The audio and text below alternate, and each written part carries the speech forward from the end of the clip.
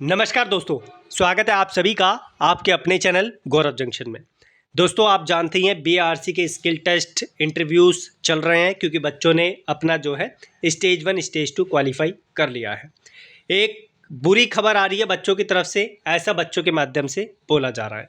लगभग 7-8 बच्चों से बात हुई है जिनके साथ ऐसा हो गया और ये सही हुआ है, गलत हुआ है, आप इसके बारे में भली भांति जानते हैं। कहीं न कहीं मैं ये बोलूँगा कि ये आपकी गलती है, इसमें किसी और की गलती नहीं है।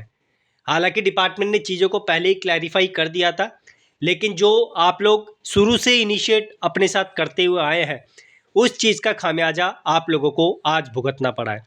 जो चीज़ मैं आप लोगों को बताने जा रहा हूँ, ये चीज़ 7 साल से चिल्ला-चिल्ला के मैं बोल रहा हूँ कि आप लोग एससीवीटी से आईटीआई मत करो।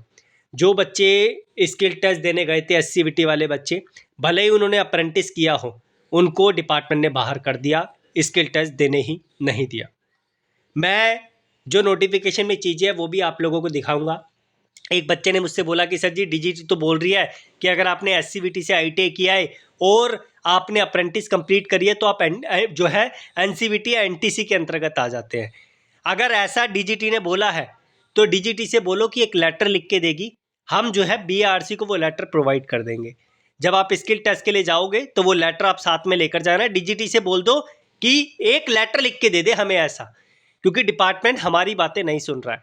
जिन बच्चों से बात हुई है वही मैं आप लोगों को बता रहा हूँ और आप लोगों को स्किल टेस्ट देने जाना चाहिए एससीवीटी के बेस पे या नहीं जाना चाहिए, वो भी मैं इस वीडियो में आपके लिए जिक्र कर दूंगा।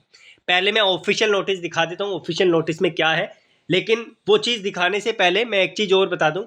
आपको याद होगा जब मैंने बीआरसी पे फोकस करना शुरू किया तो मैंने भी आप लोगों से बोला था कि एससीवीटी एलिजिबल है, लेकिन एक कंडीशन पर। मैंने इंटरनेट पे जो चीज़ें पढ़ी हुई है वो भी आप लोगों को दिखाई थी। मैंने एक कंडीशन बताई थी कि एससीवीटी बीआरसी के तब एलिजिबल है जब उनके सर्टिफिकेट पे एनटीसी लिखा हुआ है। अगर उनके सर्टिफिकेट पे एनटीसी नहीं लिखा तो वो बीआरसी के लिए एलिजिबल नहीं है, भले ही वो क्वालिफाई कर ले अपना स्टेज 2, लेकिन स्किल टेस्ट में डेफिनेटली आप लोगों को दिक्कत होने वाली है।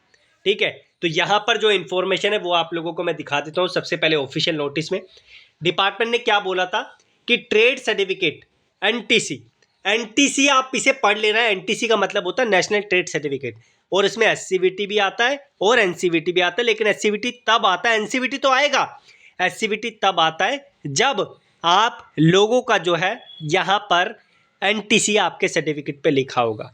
अगर आपके सर्टिफिकेट पे एनटीसी नहीं लिखा तो आप इसके अंतर्गत नहीं आते। बीआरसी स्किल टेस्ट से आप लोगों को भगा देगा। यहाँ पर जिसने 2 साल का आईटीआई पास किया था, जिसके सर्टिफिकेट पे एनटीसी लिखा है, वो एलिजिबल है स्किल टेस्ट के लिए। और अब बच्चे पूछ रहे हैं कि सर जी हमने अप्रेंटिस की हुई है तो क्या सीन है। तो यहाँ पर जो है अगर आपने आईटीआई किया एनटीसी से 1 ईयर का और 1 ईयर का आपके पास एक्सपीरियंस है तो आप एलिजिबल है, और आपने आईटीआई किया 1 साल का और साथ में एनईसी सर्टिफिकेट ले रखा है तो आप एलिजिबल है। लेकिन ये एनटीसी होना चाहिए, यहाँ पर एससीवीटी नहीं चलेगा, सिंपल एससीवीटी। अगर आपके सर्टिफिकेट पे एनटीसी लिखा है तो ही आप मान्य हैं, अदरवाइज आप मान्य नहीं होंगे। यह चीज़ें मैंने लगभग 3 महीने पहले आप लोगों को बताई थी। स्पेशली कुछ बच्चों के सर्टिफिकेट भी मैंने व्हाट्सएप पे मंगवाए कि आप दिखाइए मुझे कि आपके सर्टिफिकेट पे वो मेंशन्ड है या नहीं है। तब जाके मैंने उन्हें बोला कि आप इसके लिए एलिजिबल नहीं हैं। अब कुछ बच्चे बोल रहे कि सर जी हमारा एससीवीटी है, जो है स्किल टेस्ट देने जाएं या ना जाएं। देखो, आप सभी जानते हैं स्किल टेस्ट आप देने जाओगे तो आप लोगों को एक नॉलेज मिलेगी। एससीवीटी वाले बच्चों से बात कर रहा हूँ, और कुछ नहीं मिलेगा। अगर आपके सर्टिफिकेट पे एनटीसी मेंशन्ड है तो आप एलिजिबल हैं, नौकरी के लिए भी एलिजिबल है।